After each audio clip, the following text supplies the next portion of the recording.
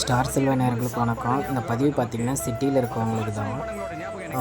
அவங்களுக்கு வந்து இந்த அரிசிலாம் எப்படி வருது என்னங்கிறதே தெரியாது. வயலில் இருந்து நெல்லை எடுத்துகிட்டு போய் இதில் ஃபஸ்ட்டு கொட்டி அதில் அரைச்சோம்னா ஃபஸ்ட்டு டைமு இந்த மாதிரி வரும். இதை வந்து பிடிச்சி வச்சுக்கணும். வச்சுக்கிட்டு இதில் வந்து பார்த்திங்கன்னா திரும்ப இந்த அந்த தவிடுங்கிறது வந்து இது மாட்டுக்கெலாம் இது யூஸ் பண்ணுறது. தவிடு இருந்தாங்க தனியாக வந்துடும். இதில் இந்த தவிடெல்லாம் அள்ளிக்கணும். நம்ம வந்து மேலே நெல்லை கொட்டினோம்னா அந்தாண்ட அரிசி இதெல்லாம் கொஞ்சம் வந்துடும். நல்ல தவிடு வரும். தவிடு நம்ம அள்ளி வச்சுக்கிட்டு மூட்டையில் பிடிச்சி வச்சுக்கிட்டு மாட்டுக்கு நம்ம யூஸ் பண்ணுறது. அது மாடு பால் கறக்கிற மாட்டுக்கு போட்டோம்னா கொஞ்சம் நல்லா யூஸ் ஆகும். அடுத்தது அந்த அரிசி அந்தாண்ட அரைச்சது பார்த்திங்களா, அதை எடுத்துகிட்டு வந்து இந்த சல்லாடையில் போடணும். சல்லாடையில் போட்டோம்னா இதில் வந்து நொய் தனியாக,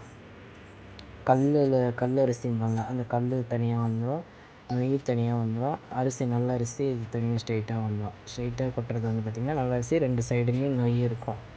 இப்படி தான் வந்து அரிசி வந்து அதுக்கப்புறம் வந்து உங்களுக்கு வந்து சாக்கில் பேக் பண்ணி 25 கிலோ இப்படி உங்களுக்கு சிப்பமாக வருது, 5 கிலோ 10 கிலோ இப்படி.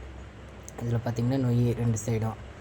இப்படி தான் உங்களுக்கு நெல் வந்து அரைச்சி அரிசியாக வர்றது. சிட்டி சைடு இருக்கவங்களுக்குலாம் இதெல்லாம் என்னன்னே தெரியாது.